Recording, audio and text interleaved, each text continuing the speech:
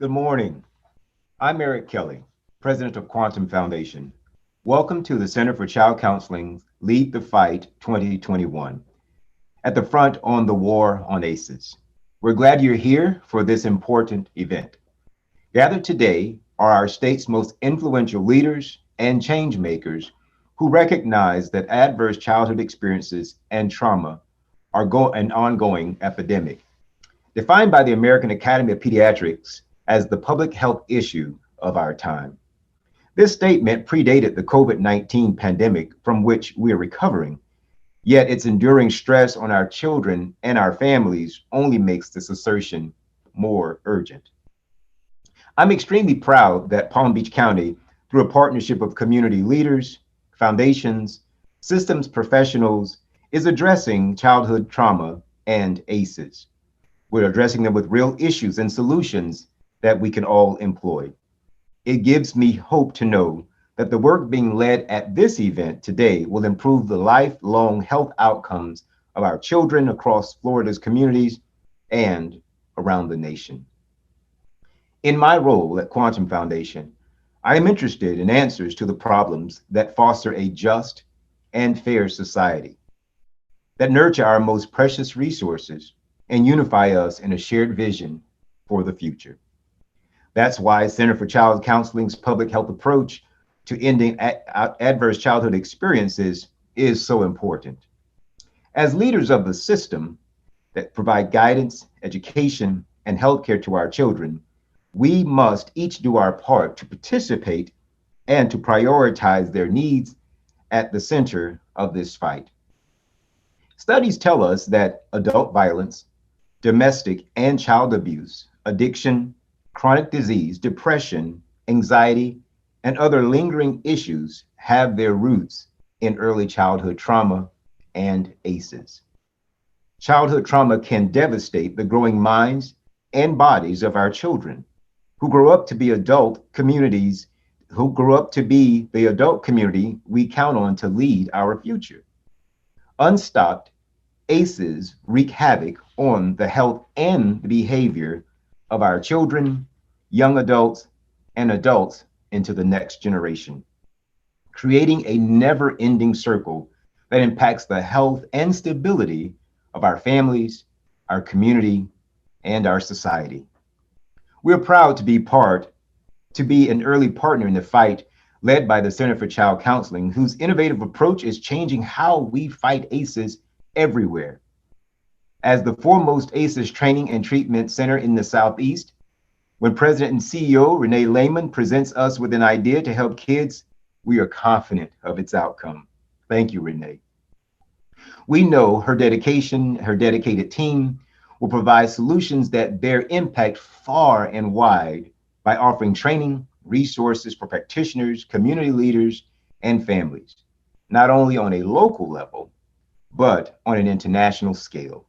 Yes, the leadership that brought us here today is now taking this fight throughout the world. The good news is the ACEs war can and will be won. Science offers strategies and solutions that work. Trauma-informed training gives our doctors, teachers, community resource groups the tools to recognize and support victims, while child and parent therapies promote resiliency and healing, stopping the cycle in its tracks. To succeed, we must build trauma-informed communities where all adults who play a role in the lives of children are ACEs aware, surrounding them with support and protection. We know how to build trauma-informed communities. This is why you all are here today. To show you this work in action, I'd like to introduce you to a very special mother and child advocate, Bailey Hughes. Former special needs teacher for Palm Beach County, she began her fight against ACEs in the classroom, where she was desperate to understand and support the behavioral needs of her students. As she learned more about local children needing a stable home, Bailey opened her life to fostering. Now she nears the adoption of her fourth child. Her time fostering is coming to a close, but her advocacy journey is just beginning.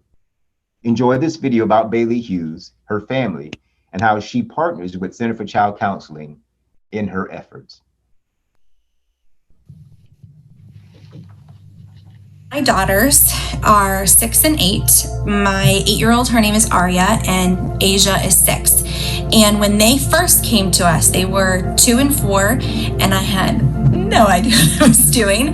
I think I cried profusely the first week of placement. We had mostly had babies. They were our 3rd placement, so our 5th and 6th children at that time.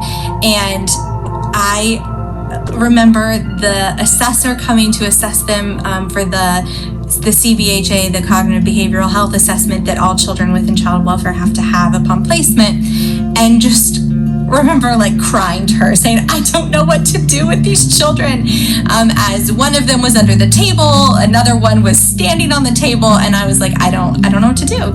And so immediately we were referred to therapy, as we should be, and we actually were placed with a therapist who I still adored, missed so much, through Center for Child Counseling. Her name was Eunice, and she saw Arya, our oldest, so at the time she was about 5, and she was like, you're gonna come in these play therapy sessions and you're gonna sit here and we're gonna just watch what she does, because she expresses herself through play.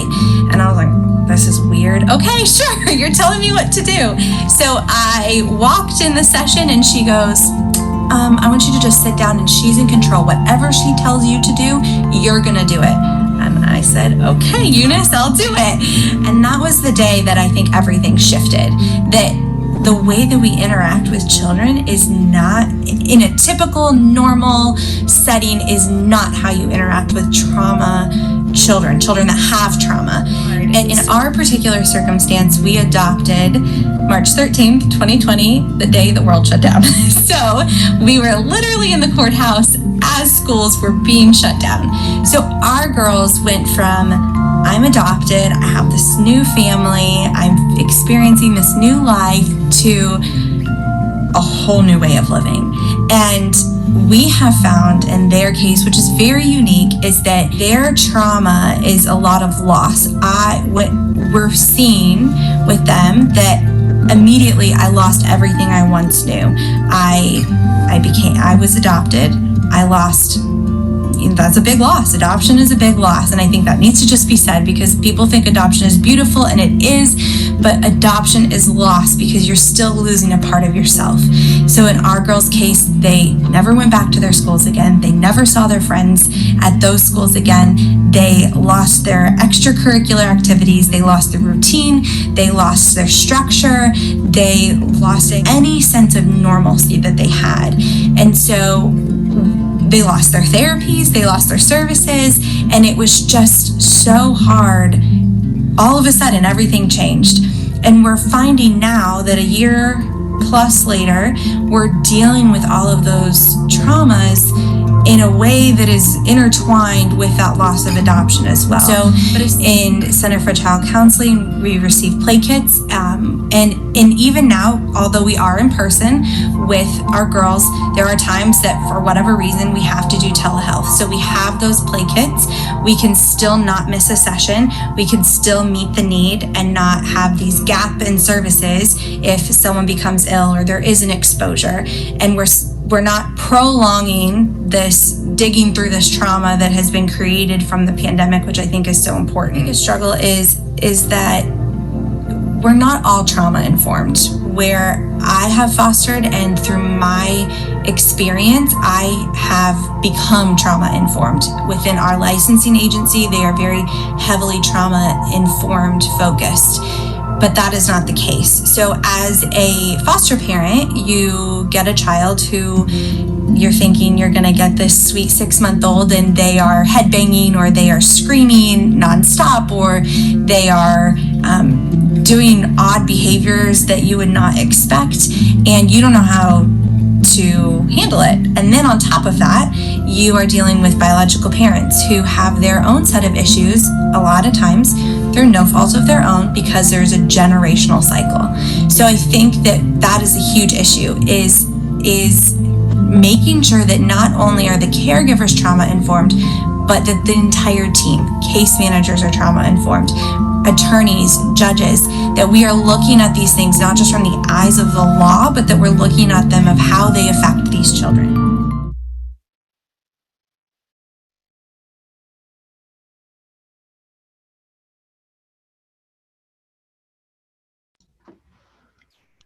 Thank you, Bailey, for sharing your moving story.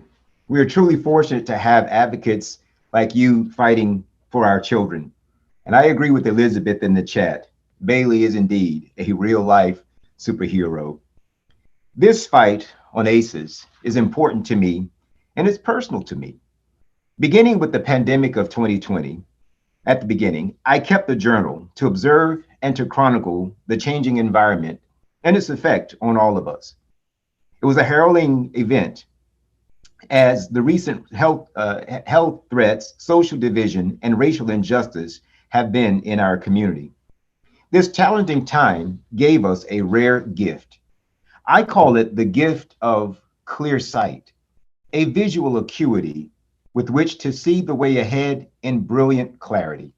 It's no coincidence that the year that we suffered such great agony and pain was in the year 2020, visual acuity. Never before have we so clearly understood the need for preventive trauma informed, prevent trauma before it even happens. Never before has a call for action been more critical. Between April and October of 2020, child and teen mental health related visits at the Center for Child Counseling increased 24 to 31% and are still climbing in numbers and urgency. Our imperative today couldn't be plainer. And now it is my privilege to introduce a leader of highest esteem, a trailblazing woman, a mother, legal professional, and Florida Justice Barbara Perriente. Her career has spanned over 47 years. She was a dynamic trial attorney when women in the courtroom were few and far between. At the pinnacle of her law career, she decided she could do more as a member of the judiciary. In 1997, Justice Perriente was appointed as the 77th Justice of the Florida Supreme Court, becoming only the second woman to be appointed. While on the court, she authored hundreds of opinions, but was a passionate advocate for improving the way our courts handled cases involving children and their families. She served as the Supreme Court's representative to the state's children cabinet. She was relentless in promoting the need for early childhood education and forging a partnership between schools and the courts. In her support of children and families, Justice Perriente is always finding ways to be that agent of change. When focused on a goal, Justice Perriente attacks it with passion and persistence. She believes if you're not part of the solution, you're part of the problem. From the presidential election of 2000 to the Terry Chavot case to her own personal battle with breast cancer, she confronted personal and professional challenges as she does with most problems, aggressively armed with intellect, dignity, and determination.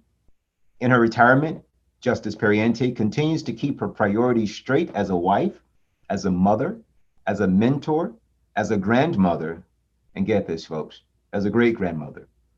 Two of her grandchildren are adopted from foster care at a young age, but her great passion remains solving the problem of trauma and its impact on the lives of children. Justice Perriente is a woman who continues to elevate and inspire her profession and the lives of those around her.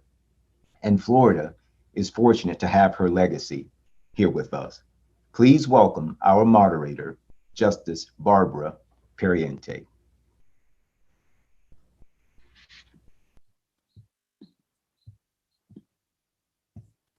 Okay, I'm live. Good morning. I hope everybody enjoyed their cookies and had a chance to chat with one another. Eric, thank you for sharing your own story and for Quantum Foundation's support of this initiative. I am delighted to be with all of you this morning, although virtually, to lead this extraordinary panel in a critical dialogue about how we can continue to turn our knowledge of the science of ACEs into action to affect change. And I do want to thank each of our several hundred attendees who have taken the time to be with us. The original report of the science of ACEs came out in the late 90s, revealing the effect of traumatic events that occur from infancy to 17 years, resulting in toxic stress that actually alters a child's developing brain. These potentially traumatic events, as Eric mentioned, include experiencing or witnessing domestic violence, sexual and emotional abuse, neglect, substance abuse in the home, family divorce, death of a parent in prison, and of course, familial mental illness. But other factors that we've come to understand include systematic racism, exposure to community violence, homelessness, and involvement with the foster and juvenile justice systems. Sometimes these children are involved with both simultaneously. And what we've all come to realize is that the effect of the pandemic has not only altered all of our lives. How many times do we say, I'm so stressed? But they've altered lives and of the most vulnerable children and our most vulnerable communities. So let me just get this. Trauma is not something a child simply outgrows. If issues aren't addressed early, they often lead to lifelong physical and mental health problems. And it's a decades-long ripple effect that is felt by the family, their individual, and the community. And it's generational.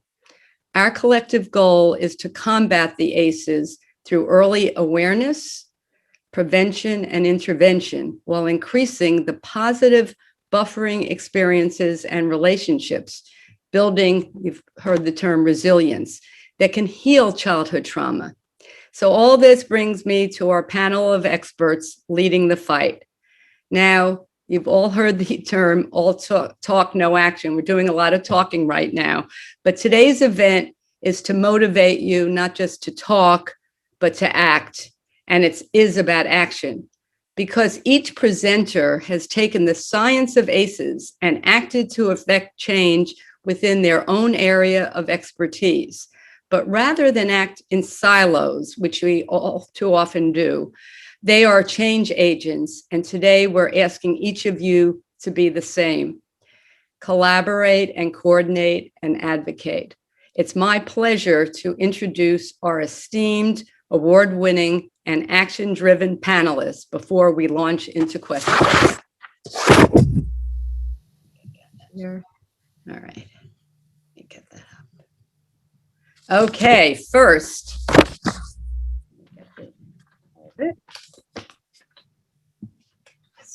This is trying to be technologically really good here. Let me get back to the screen. All right. Dr. Mimi Graham, who is wearing green in that picture, but also pink. She's wears pink a lot, but today you'll hear why we're all wearing green. She's director of FSU's Center for Prevention and Early Intervention Policy. She's co-founder of the Florida Association for Infant Mental Health, and she has spearheaded and tirelessly advocated for Florida's Early Childhood Court Initiative, which integrates mental health into the courts to break the multi-generational cycle of ACEs. On a personal level, I will tell you that Dr. Graham, while part of the Supreme Court Steering Committee on Children and Families in the courts, introduced me and my colleagues to the science of ACEs, and it forever altered my perceptions of what our children in the foster care and juvenile justice faced. So thank you, Dr. Graham, for being here. Next is Dr. Eugenia Millander, and you'll see from the slide that she is a psychiatric mental health nurse, but she is also director of Florida State University's College of Nursing, the Psychiatric Mental Health Certificate Program. She is also an actual practitioner, and she has therefore an amazing view of the issues that's very different than mine. She is vice chair of the Center for Child Counseling's Board of Directors. Next, I'm very excited to introduce Dr. Shannon Fox Levine. She's a pediatrician, and she's president at Palm Beach Pediatrics, with a special interest in behavioral health and working towards integration of mental health into primary care, which is really amazing. Judge Kathleen Kroll is a circuit judge in our own 15th Judicial Circuit, and she heads the court's dependency and delinquency divisions. She established the Unified Family Court and is actively involved in creating a trauma-informed judicial system. Now, I've known Judge Kroll since she was a lawyer and then as a judge. I know that Judge Kroll is a person of action, and we've worked together on so many initiatives, including Palm Beach County's School Justice Partnership and her statewide involvement to improve the judiciary's handling of cases involving children and families. Next, another amazing individual with a very different background, Kathy Leone. She is a 30-year business and community leader, and she, through learning and partnering with so many individuals, has advocated for the improvement in the child welfare and foster care systems. And thank you, Kathy, for that. She serves as vice chairman of the Community Alliance of Palm Beach County, which oversees our community-based initiative and is actively involved in Lead the Fight. Last but not least is Julie Fisher Cummings. She is an MSSW, which is a Master of Social Work and probably more. I probably got all those initials incorrect. But she is chair of the board of the Community Foundation for Palm Beach and Martin counties. And she's vice chair of the Max M. and Marjorie S. Fisher Foundation and co-founder of Love Light Foundation. She advocates as a funder for responsible policies on health, education, and philanthropy on behalf of underserved and marginalized children and families. So let's welcome our wonderful panel. They all are now going to be coming up online. Okay, let's see, is everybody there? Got picture? Get everybody. Please go to your screens, everybody. Okay. Now, before I jump in, I want you to see that hopefully everybody on this panel is wearing green today, as I am. Actually, I found a green duck that one of my grandchildren plays with. And this month is Mental Health Awareness Month throughout the country, but I didn't realize, I had to ask this morning, why green? Why is green mental health awareness? And you'll also in your packet have a bookmark from Palm Beach County's Birth to 22 initiative, and has some wonderful facts about mental health and the issues of how mental health disorders affect so many young adults and children. But also I found out that green was a stigma in the 1800s, and it actually was a stigma for those that were deemed to be insane. Since all of us always feel a little insane, I think I'm going to continue to wear green. In any event, we are very fortunate to have this panel, and what I hope all of you have been able to see is that there's a link up to a public health approach to finding ACEs in Palm Beach County. It is one of the more incredible documents that I have had the privilege of looking at it, and it gives a blueprint of how we collectively and individually can fight ACEs. And so the groundbreaking document lays out that collective plan of all of the reasons for the childhood trauma. And what I found incredibly useful is that the report also breaks down specific sector-specific recommendations, and I urge you all to read it. So let's go now to the questions of our panel. And hopefully, we're almost on time, but I'm going to start with Dr. Mimi Graham. Dr. Graham, could you please enlighten us as to how Florida uses prevention and early intervention policy to implement a trauma-informed approach to children and families? Yes, thank you so much, Justice Perriente. So Florida has a really impressive array of policy initiatives that are fighting ACEs and are really striving to put the trauma science in practical application for children and families. So let me just tell you about a few of those. So as many of you know, over 50% of the kids coming into child welfare are under age 5, and babies are the most vulnerable, largest single age group for child abuse and neglect. And so we've got several new policies that really strive to prevent or to mitigate that trauma. So this past legislative session, the legislature extended Medicaid health coverage for pregnant women. It was just 6 weeks postpartum, and now it will go up to a year. And this is really important because it will cover postpartum depression treatment. It will cover family planning to prevent really rapid subsequent pregnancies. And it will help cover costs to prevent relapse for moms with addictions. And all those things will help prevent ACEs and trauma. So we're delighted about that.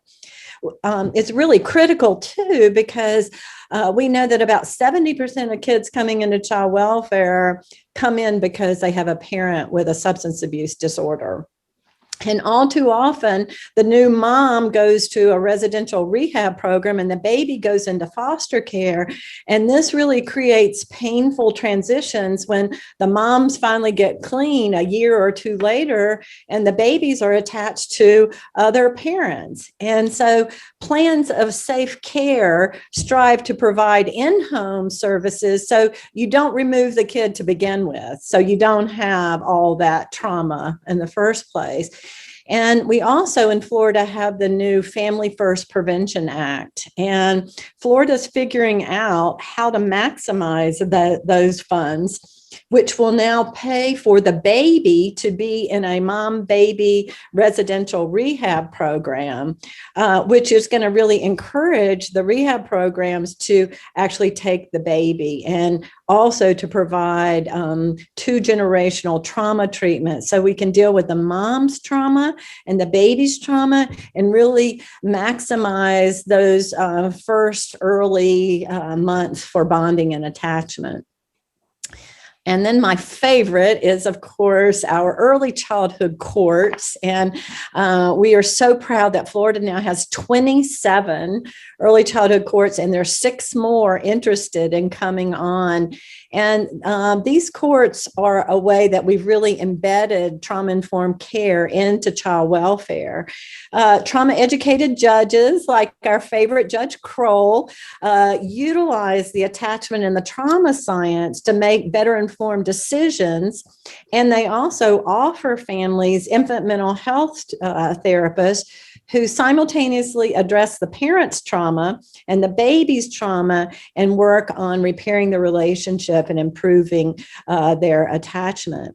So as a result, both child and family well-being is improved, and kids get out of the system faster than in regular dependency court. But more importantly, the healing breaks the intergenerational cycle of child maltreatment. I know Judge Kroll could tell us that she's seen the same children and their parents and their grandparents come through the court in these multi-generational cycles. So the compelling data of the early childhood courts, now we have 5 years worth of data, inspired Florida Tax Watch to advocate for a dedicated funding source to expand baby courts for all children in dependency under age 5.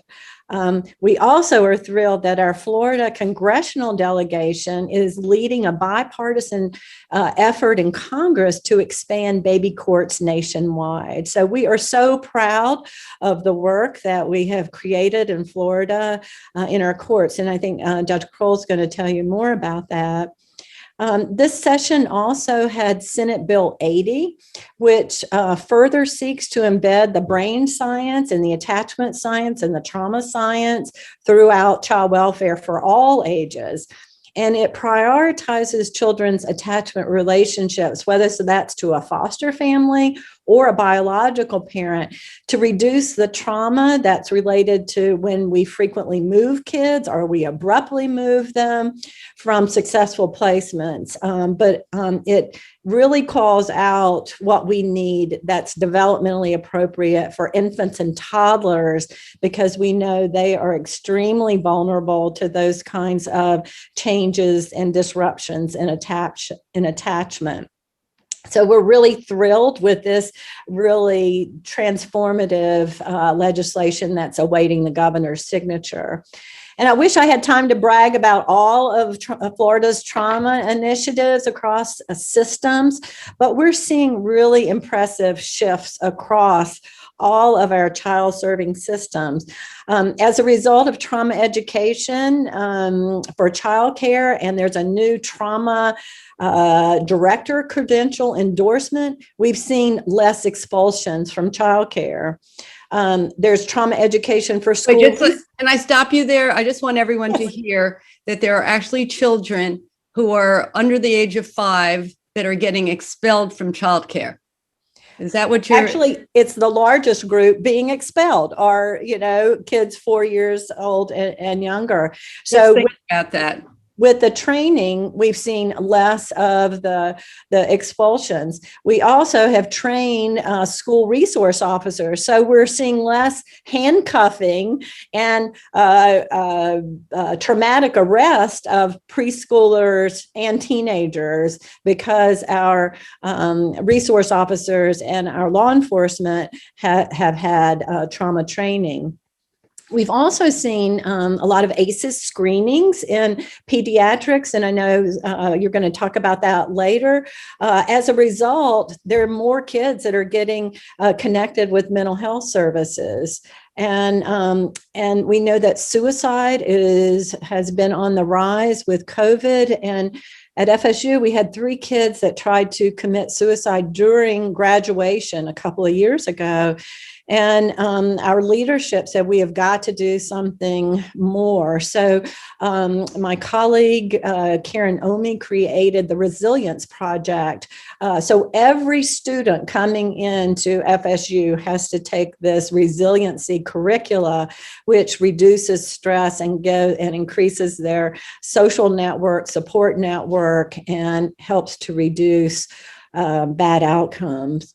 And the trauma-informed communities like yours are really spearheading many of these efforts. So there are so many great things that are going on.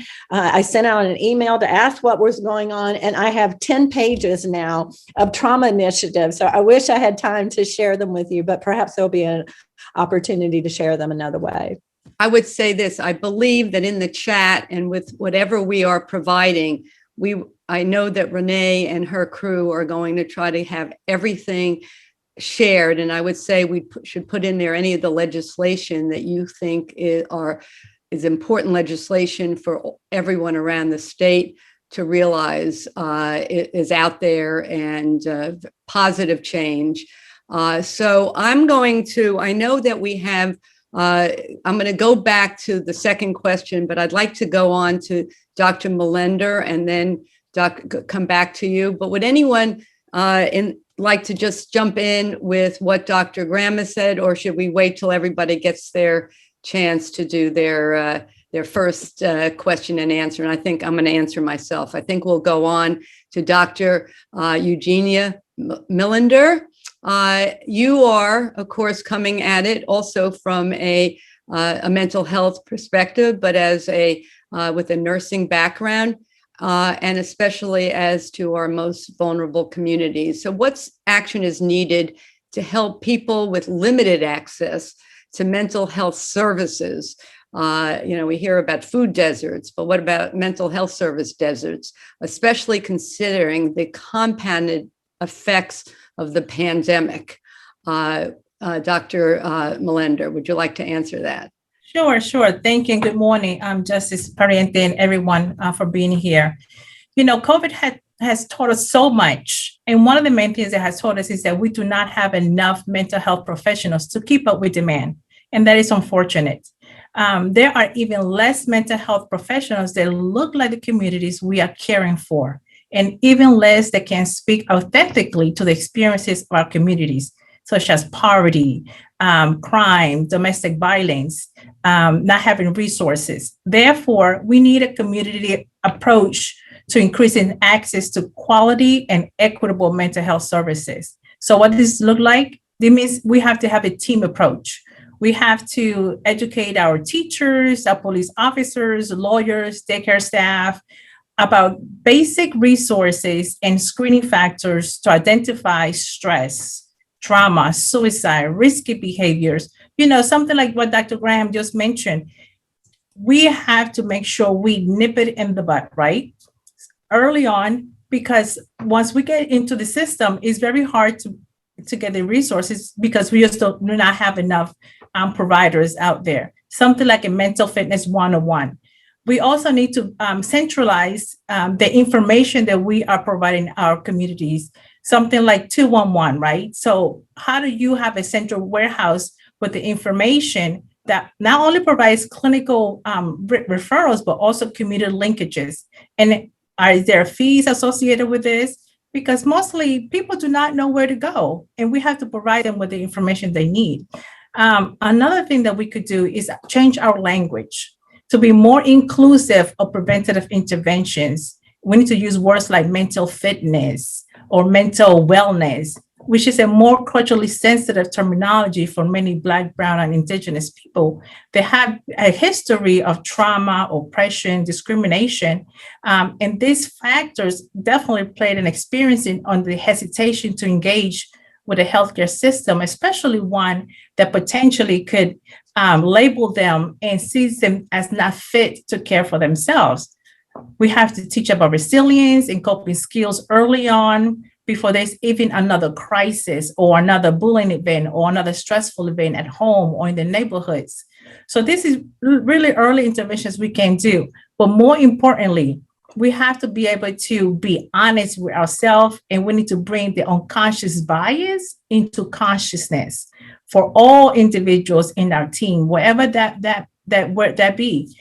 We have to increase the awareness and how does that influence the behaviors and how we treat individuals. So even if a person finds access to mental health services, then the quality that they get may not be appropriate because you have providers or staff members or individuals that have unconscious issues that they're not even aware of, which then influences how they treat people and then turning people off from accessing, the care that they should be getting.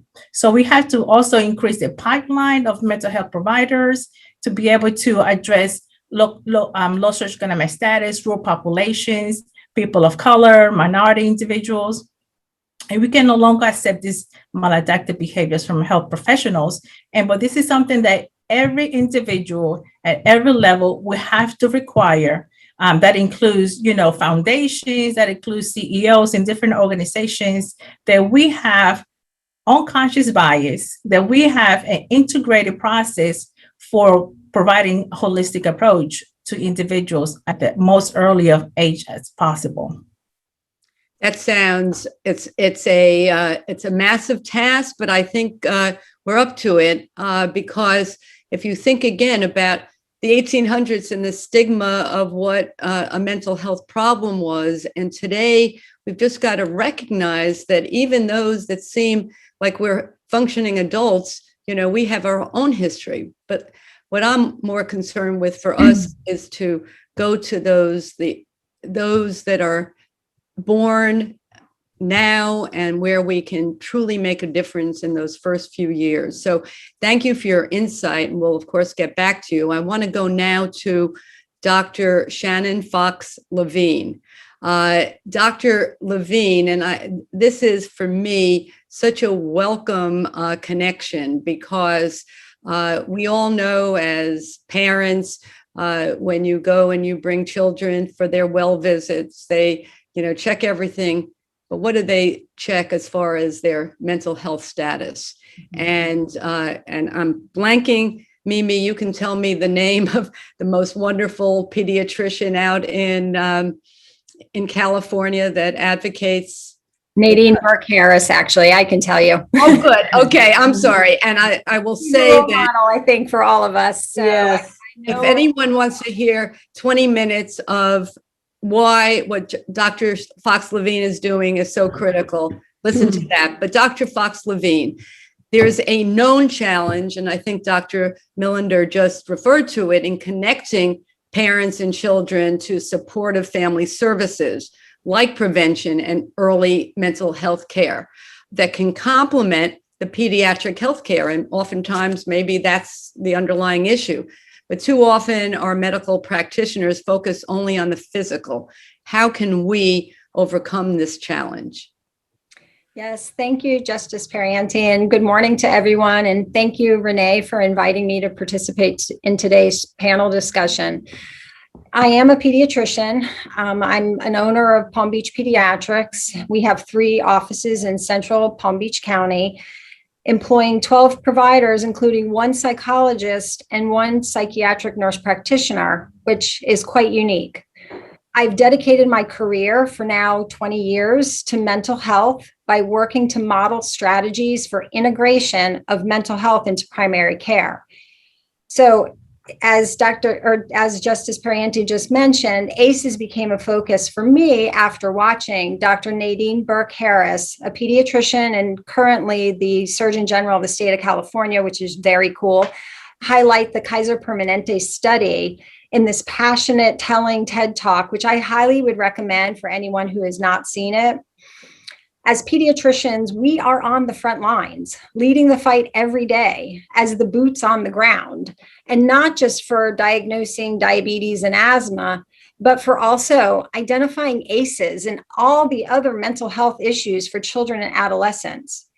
The effect of trauma on the developing brain and health across the lifespan is obviously a natural concern for pediatricians.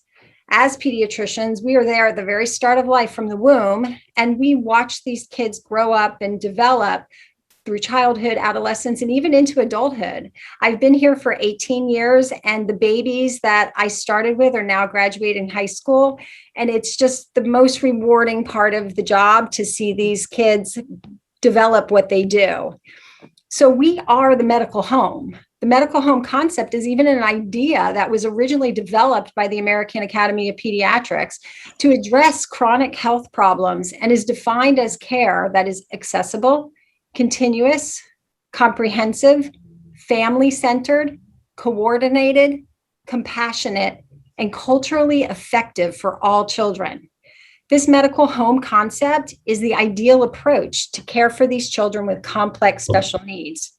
However, how can we care for them unless we know who they are, right? So the key to overcoming the challenges of connecting the parents to the services is to first identify those who need these services, and then to be able to refer for early intervention. As the American Academy of Pediatrics has developed many guidelines for all of us pediatricians on when to administer different screening during pretty much every routine well visit. Now we have a screening tool we use.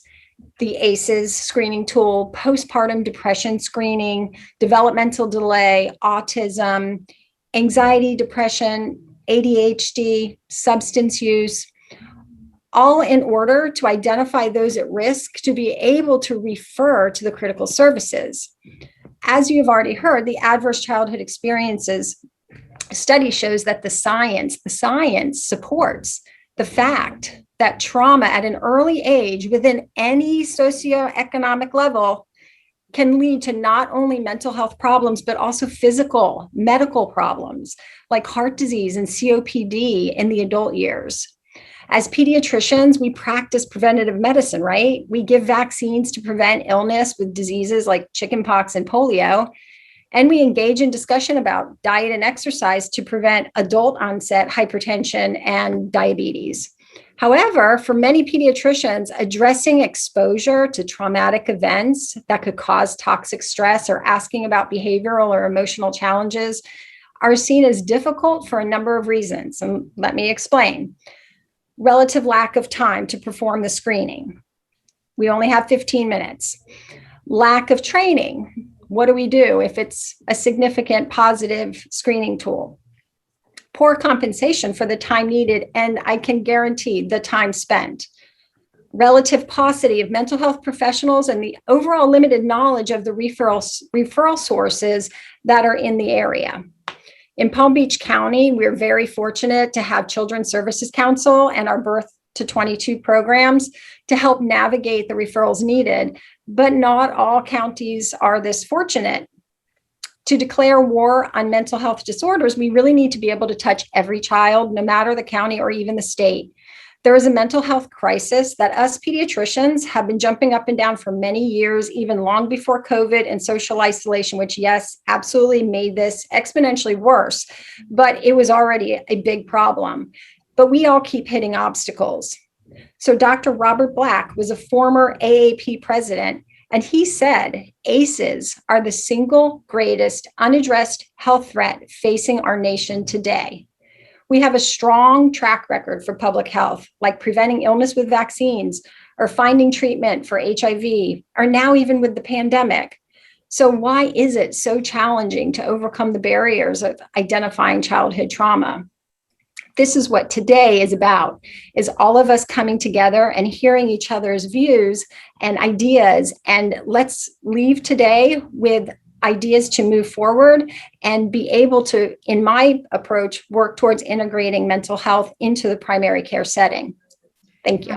I really, listening to this, I both feel uplifted and also a bit discouraged because, as you say, I mean, the CDC, this has been that ACEs has been identified as the greatest public health, threat.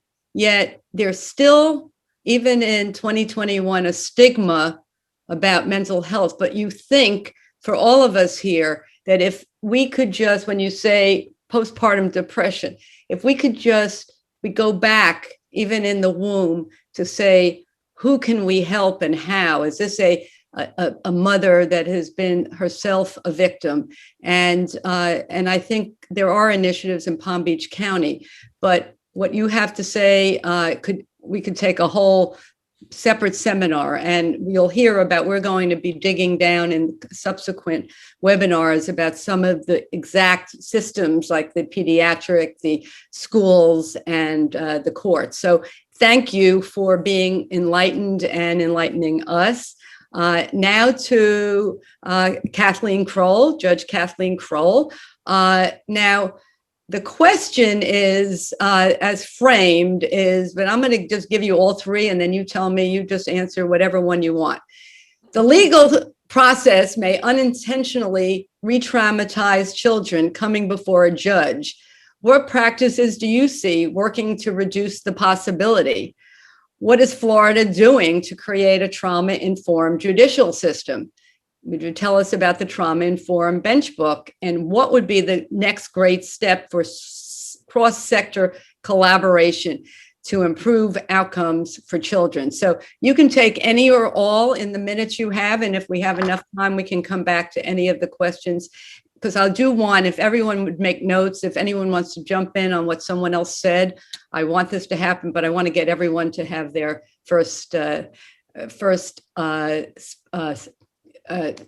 answer to a question. So Judge Kroll.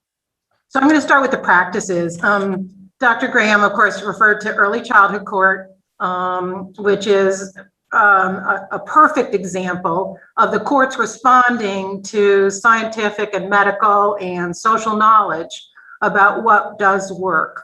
So generally, I want to go back first to Bailey Hughes' video because she mentioned legislation and in saying how she didn't mention it specifically, but she said social needs needed to be addressed, and Dr. Graham did as well.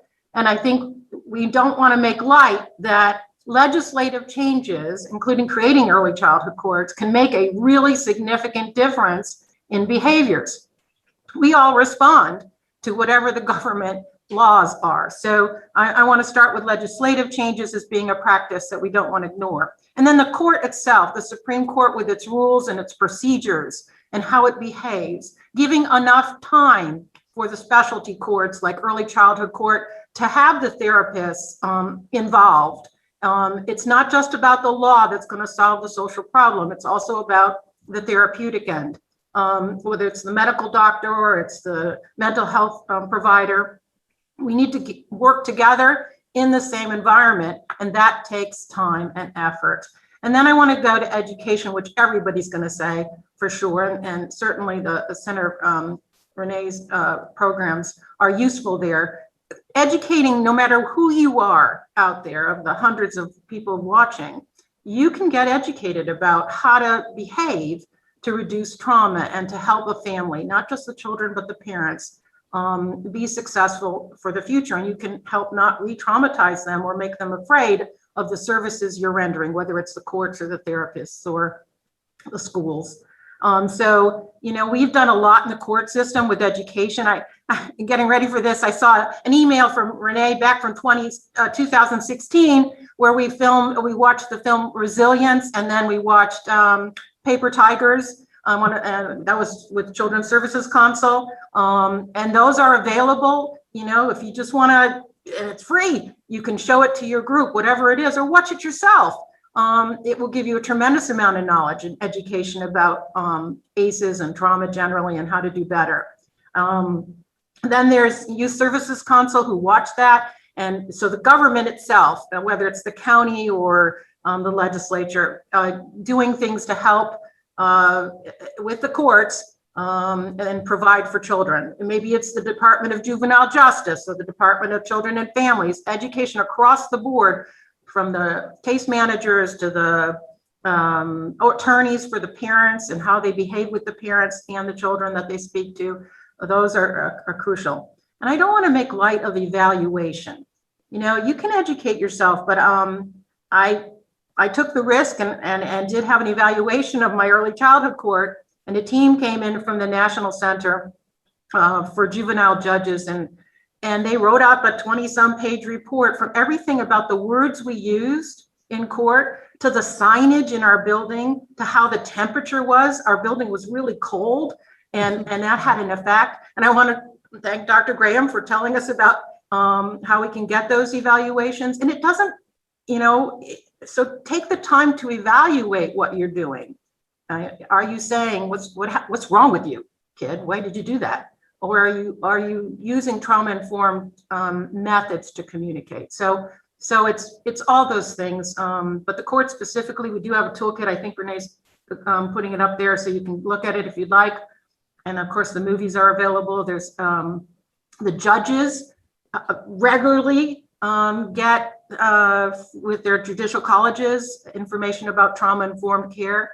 And I want to even compliment the bar in Palm Beach County, because if you're a lawyer out there from another area, the Bench Bar Association or the bar itself, they did special presentations to the lawyers about educating them at the local library and at the Bench Bar Conference. So it takes a village to make it happen. And each one of us, and don't say it's money or it's somebody else, each one of us can do something. So that's great. I think when I hear what Dr. Fox Levine said, and Judge Cole, I know over the years, since you've been doing this and dealing with our dependency and delinquency and also the integrated unified family court, that you always say I know that these children or even the parents are experiencing trauma and mental health issues. I don't know where to refer them. I mean, that used to be something. And, Dr. Fox Levine, you're saying, there's a paucity of it. So really for Dr. Millender and to, and Renee Lehman and the others that are participating, or mental health professionals, we've got to build the capacity, but we also have to get around this, which is that, Judge Kroll is an enlightened judge and a human being. And I always fear that there's resistance. I mean, what it takes to be a doctor or a judge, they used to think this was like touchy-feely stuff if you talked about therapeutic jurisprudence. And it's so, and I would think, oh, what do you mean a child's mental health issue? That's not my, bailiwick. And so I think that this, we don't want to ever preach to the choir. We got to figure out how the choir ends up communicating in a way that says, here's the science. It's there. And I do know that after we taught judges, including our then Chief Justice, they all got it. Because truly, I don't know about the doctors, but there were a lot of judges that had pretty high ACE scores themselves. So it's everywhere. And so we've got to do that and speak out. So that was, Kathy, Leone, let me go into your particular issue, and which is you are a community leader. You're a volunteer. You're a business leader and you're a connector. And as I mentioned, now you're vice chair of the Community Alliance, which I'm just so thrilled about. So what can we do to secure business and economic investment in improving Florida's child welfare systems, and what barriers exist for that as well? Well, thank you so much. I'm so happy to be here and be part of this esteemed group. To begin, there's a section in the white paper that I do hope each and every one of you gets and reads. And it's called From Third Grade to Prison. And in ACE's discussions, we often express dismay that here in Palm Beach County, our prison system is one of the largest providers of mental health services in the county.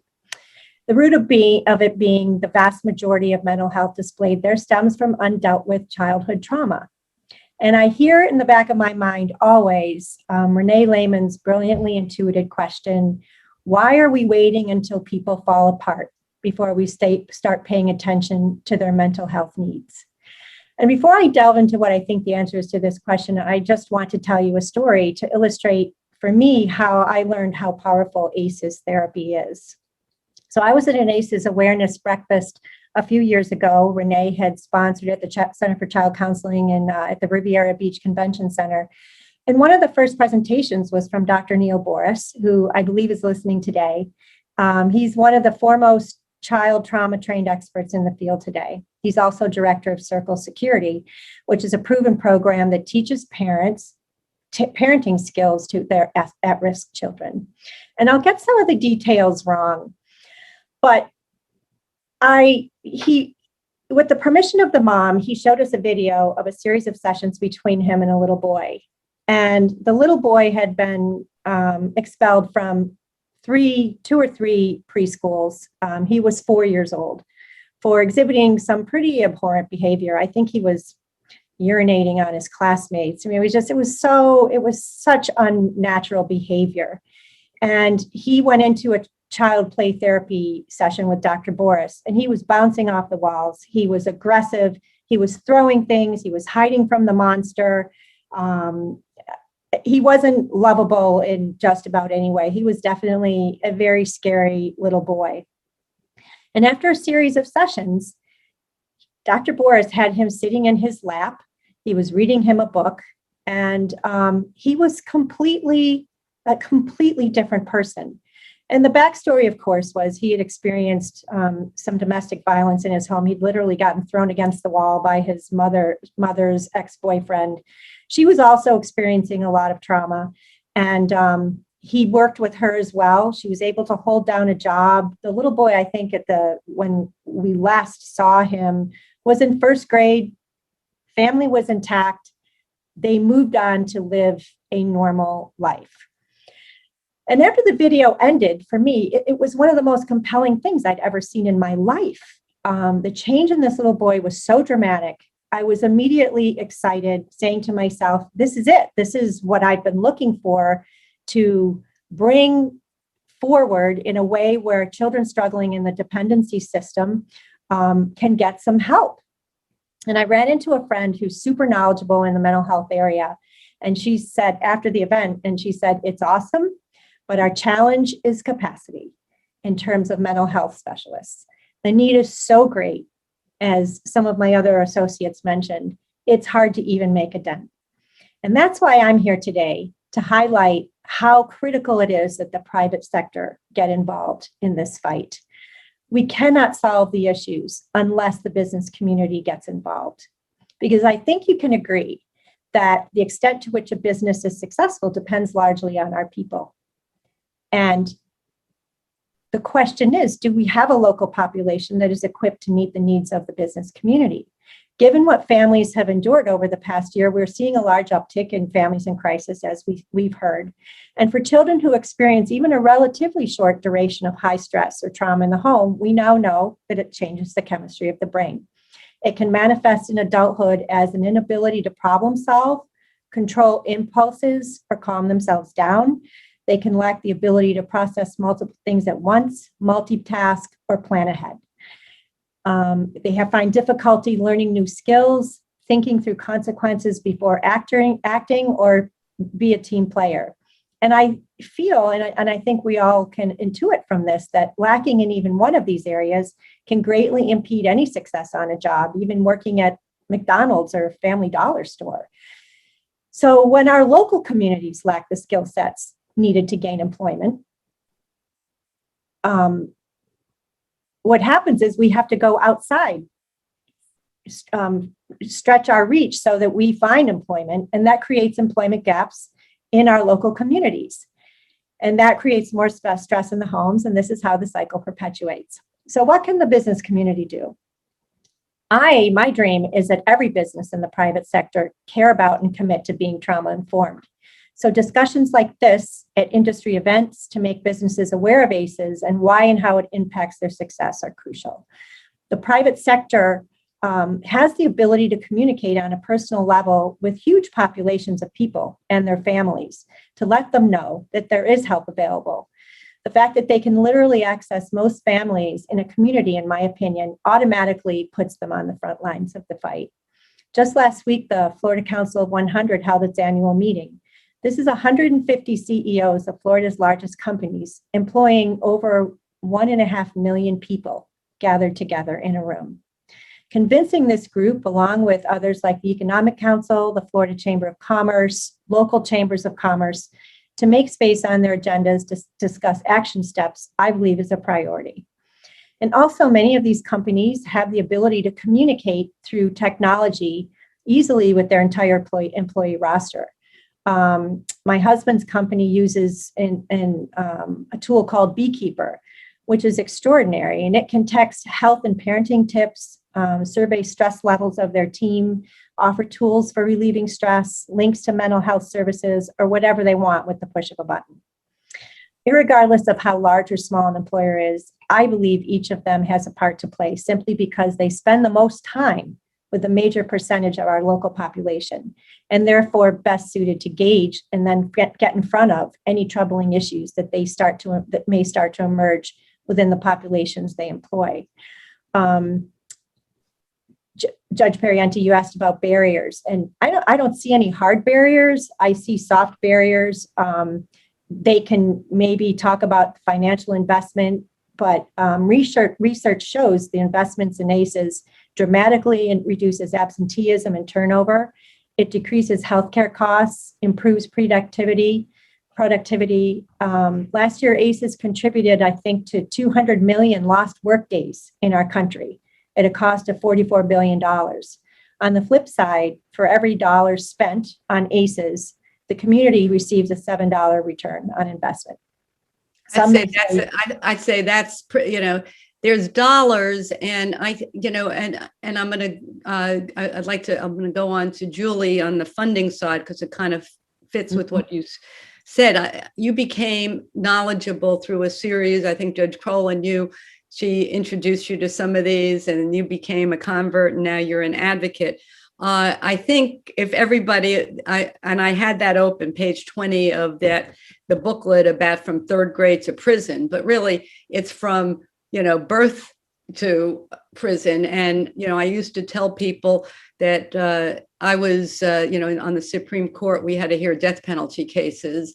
And to the last defendant, every one of them had these number of ACEs that went either undiagnosed or they just shuffled them through and compounded the issue. And, one other thing, I think when we talk about what businesses can do is advocacy, because, if Dr. Fox Levine can't get reimbursed because she spends 10 more minutes doing an ACE screening, that's an issue that insurance can adjust. And that's what what the business leaders can advocate for to make sure about that. Maybe it's a pie in the sky, but I think it's, I hear this and I go, we need capacity. So let's get a core of wonderful young people to become mental health professionals and pay them for it. In any event, I want to clone you. I want to clone each of you. And going on to Julie Fisher Cummings. Julie, the question for you is,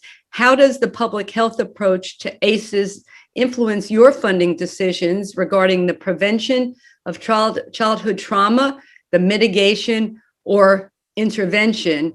And that's a sort of a broad question, but you're here as a person that funds, or is it with organizations that are able to fund these efforts? So if you could share your wisdom on that. Certainly. Thank you so much, Justice Perriente. It's an honor to be with you all today amongst such highly esteemed colleagues. You've heard incredible people doing wonderful things. Their answers are out there. We just have to come together and make a decision that this is something we must do. We're fortunate in our region to have the Center for Child Counseling as this innovator and implementer, which brings these new solutions to improve the health and well-being of families. If I may, I would like to address this question from a different perspective.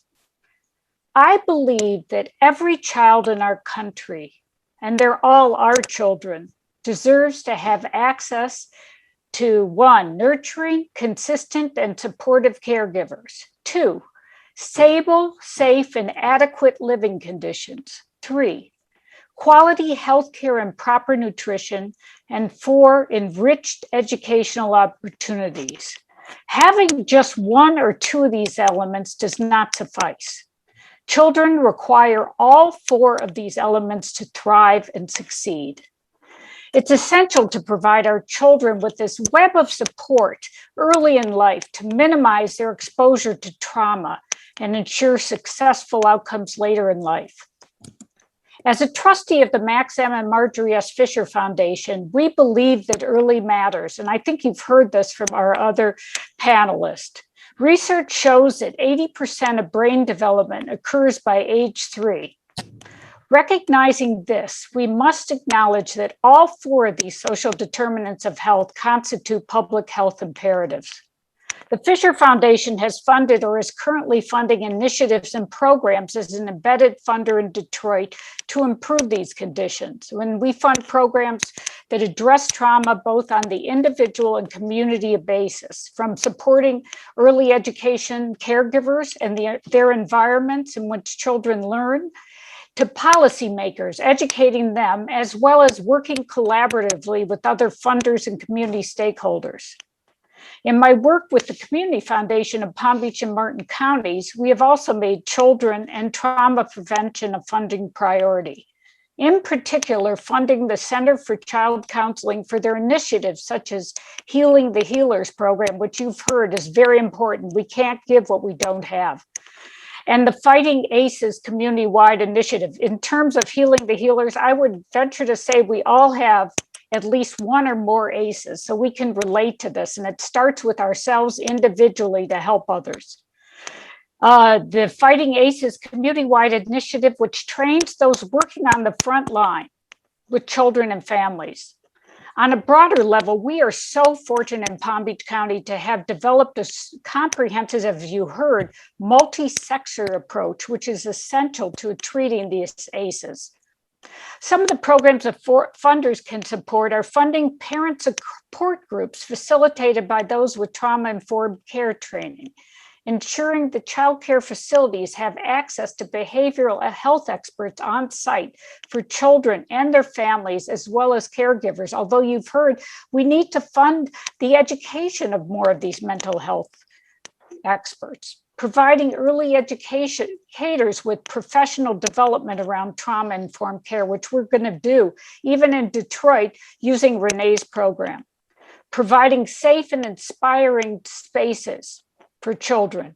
And finally, as funders, we must be cognizant of the harm we can cause in the way in which we fund. We must always listen to those with the lived experience, ask them what they want, not expect that we know better, and engage them in program design and implementation. In summary, utilizing a public health approach to funding allows the greatest opportunity to create systemic change because it addresses the causes, consequences, and potential cures for the impact on our youngest and most vulnerable children. Today, more than ever, funders can play an essential role in raising awareness through broad public education initiatives, advocating for early and routine screening for risk factors, partnering with organizations focused on early intervention, and implementing the best practices we have available while conducting ongoing research to discover new strategies. All of these are needed to create a world where every child has a chance to succeed by receiving the same support and care as my own grandchildren, and I have 5. Given what I'm witnessing here today, I am hopeful, indeed confident, that together we can accomplish these goals. Thank you. Thank you very much. And I know it wasn't me, somebody in the panel's typing or whatever, we can hear it. I think I was ruffling papers earlier, some of the downsides of webinars. I want to just, since we don't have Eric on the panel, but Eric, in the chat, you raised a really good question, and if you could refer to it and sort of give your perspective, since we do have a few minutes. I told Eric he's here for diversity, not racial diversity, but gender diversity. So Eric, if you could share your thoughts and any additional comments about especially the funding issue. And but before, and again, I agree with what everyone's saying, and Julie, your message. I sat on the Children's Cabinet for almost 10 years, and all of those were goals of the Children's Cabinet. Do you think it affected the funding decisions? Do you think there was any change in the state of Florida? Essentially, no. So I think for now, we've got to focus, each of us, not just Palm Beach County, but each of our communities, and then put pressure through the business and on the state of Florida to really recognize what they need to step up and do. So Eric, could you share your thoughts with us? Sure, and thank you for allowing me to help diversify this amazing panel. Look around me. This is amazing. This is amazing. No, in the panel in my chat to just the panelists, because I don't know that we would have time to really dig into this. I asked the question, do we think that the elephant in the room, which I believe is race, will ever be talked about? I was on the website for Center for Child Counseling and pulled up a report that was written back in 2018. Carrie Jamison, I see your name on this report, and it gives some data. And that data includes that in the US, 61% of those impacted by ACEs are Black children, while 40% are white children. And the question I always ask is, does race and racism have any impact on how we move these initiatives out? I always use opioids, and I have rather used opioids as an example. When that first started, I believe the data indicated that it did impact white communities at a higher rate. And I know, for one, I was in meetings where all systems were go to find both prevention and treatment in quotations to what was then deemed a health crisis. And I do reference and make note that just 20 some odd years earlier, drugs in the Black community were a war on drugs. So there was a war on drugs that ultimately turned into a war on, I think, Black men. And again, this is not an indictment. It's just a question about the elephant in the room versus a treatment and prevention measure for a sickness or illness called opioids. So I just wondered, as I listened to the panelists throughout this time, asking the question, when are we going to really move this initiative, this issue of ACEs forward? I do wonder sometimes if who is most affected by it has anything to do. And again, it's just a question. I don't know that it could be answered now, but it was my question to the panelists. Does race and or racism have anything to do with the speed at which, and even how we name and talk about things, and at the speed at which we come to solutions? So Judge Perriente, that was my question to just the panelists. I think it's a great question. I'm hoping that we can, in a subsequent panel discussion, specifically address that, but we need to do it in a very sensitive way. One of the ACEs and one of the symptoms of ACEs is obesity. And at some point, my judicial assistant was involved in health in her community. And I urged her to have Dr. Graham come and talk about the ACEs, because what I wonder is if there is more of a stigma about this subject and receptiveness. So we've got to be, I think, who is the messenger in talking about it? Is it going to be another, stupid white person, so to speak, or is it going to be culturally and racially sensitive? And I think also, I would suspect with the Hispanic community that we're dealing with different issues. So I think it's a great question. I want to sort of end on a high note, which is I'm going to ask Dr. Fox Levine the question, what do we know is working well and how can we build on it? Yes, and I'd love to answer that question because we have worked very hard for a number of years to try to figure out what will work. And first of all, by training medical providers to be trauma informed, medical office staff to be trauma informed, and to be able to diagnose and manage the disorders, limiting the need to refer out, pairing dedicated care coordinators with the providers and their patients for that best communication and the continuity of care, allowing adequate time to spend, since we know it does require a lot more time, and then hiring our own mental health professionals to be able to help kind of with that burden of what to do when you have the positive screens. What has helped the best in our practice, and what I would like for all of us to think about how to move forward with, is the Healthy Steps program through the ARC of Palm Beach County, 0 to 3. So we have dedicated developmental specialists on site who screen 0 to 3 for postpartum depression, ACEs, developmental delay. There's no insurance limitation. The service is available to all who we would even refer to within our practice if we thought they needed it. For over 3, however, we have tried to employ our own mental health team. But what we didn't realize by being a private practice, and again, there's a lot of primary care practice out there, is that the insurance plans work in such a way that you cannot credential the mental health professionals the same way as the medical professionals. So although I have a Florida Blue patient I'm seeing in my own practice, my employed psychologist is not credentialed with Florida Blue, so cannot see my patient. So we're trying to overcome that hurdle now, that financial hurdle, to be able to pilot a program to see what will work to, do this for all primary care offices, so that burden and the financial burden isn't there. And I think, our goals are pretty simple, to keep our patients' medical and mental health care, mind and body, in one location that's comfortable for the patients. Again, we are the medical home.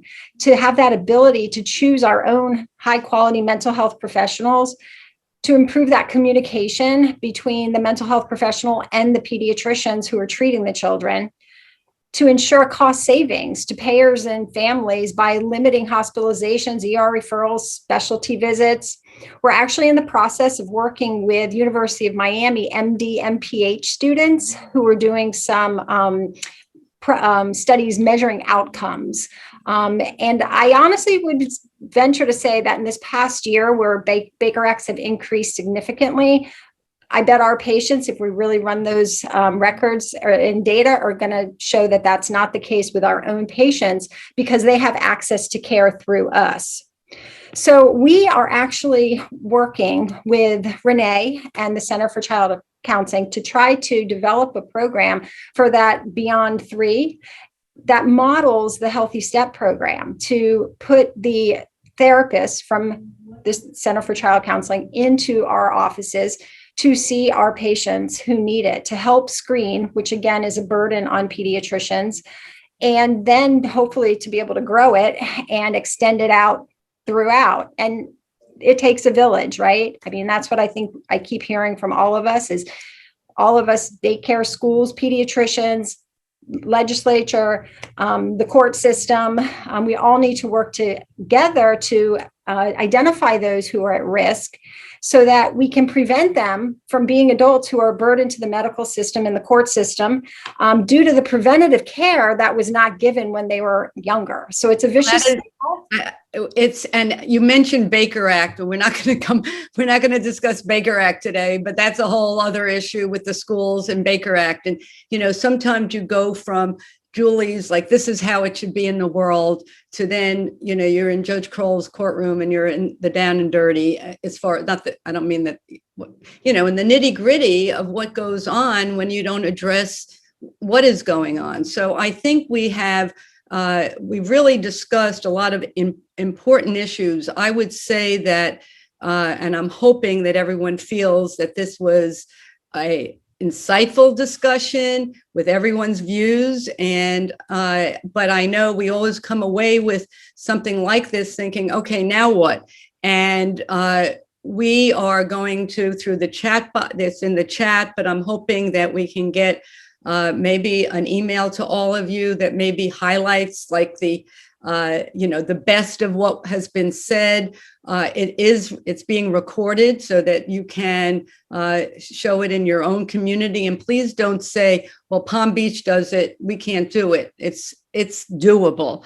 And because we can't, this is really something where we can't afford not to do it. There's a slide. I don't know if is it coming up, the slide that we were going to put about the tree? Probably, let's see. Okay. The slide you see shows the positive results of our work based on the actions that we can take.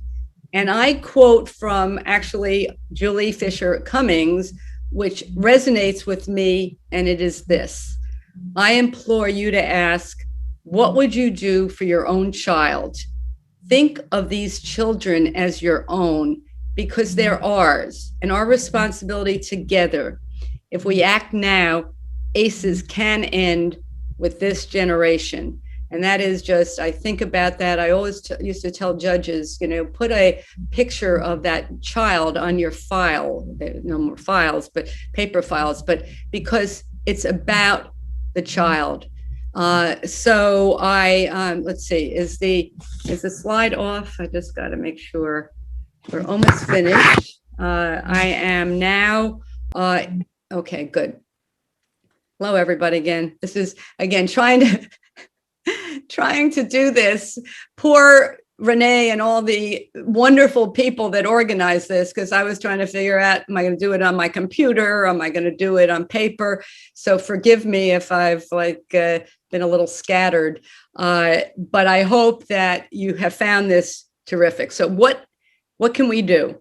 The first is drive policy, because we've got to act now. And that means sending letters to policymakers, urging them to make positive change. I told Dr. Graham, we should have, if there was legislation that was proposed that didn't pass, we ought to be there to get the right letters to the right people. I was very frustrated that a really wonderful bill about lawyers for children that our own Palm Beach County Legal Aid Society provides for all those children in out-of-home care is there. And early childhood court, I'll just put a plug in. That's not a specialty court. That is the way all dependency cases involving children 0 to 5 ought to have those mental health components. And not to do it causes the damage down the road. So get trained. If you think you know everything about ACEs or you don't, there is wonderful training. And that would be another thing, Kathy, about putting together the training in places that you think might be receptive in Palm Beach County. It's inexpensive, and I think it will be transformative. Mm-hmm. And then what you said, and several people said, it's investing. And every time the Tax Watch comes up with a study, the economics are there about what we can save. We've even now had good studies about pre-K and what that can do. So there is so much that can happen. I think we have an opportunity, maybe with all the money coming into the state, to really direct it to mental health. And lastly, and I have 2 minutes and I'm going to do this. So 2 important announcements. One is that stay tuned for part 2 of this resource series, where we'll hear from local leaders doing important work in Palm Beach County. I am going to put a pitch in for Northmore Elementary, where Principal Angela Bess is doing some amazing, not Angela Bess, I'm not, the principal there. Principal Daniels. Right. Eileen Silber's going to kill me. But Angela Bess does a lot with the school system, where they are making use of mental health professionals right at the school that are specially trained. And I think the schools are amazing. Legal Aid Society, not only are all their lawyers trauma trained, we're trying to get the prosecutors and the lawyers representing the parents to be trauma trained. And that's big. And I have to brag that after my advocacy, after I left the bench, Legal Aid now has a full-time trauma-informed MSW that works with their high-risk kids. And because they have done so well, Children's Services Council, together with a foundation, is funding 4 more trauma-informed therapists. They don't do the direct therapy, but they identify and work with the kids. So the other big thing, as we finish, it's noon, we are very excited to announce that Lead the Fight 2022 will be a full in-person, imagine that, 2-day conference, including workshops, panels, keynotes, and trainings. And I'm thinking, Eric, this whole issue of racism and being sensitive to our communities of color is critical. So we look forward to sending you the dates and the location. I can't thank you enough to this amazing panel for your participation today and for what you do every day and for your commitment to this fight. We can work together and we can change the trajectory of our children's lives. Thank you.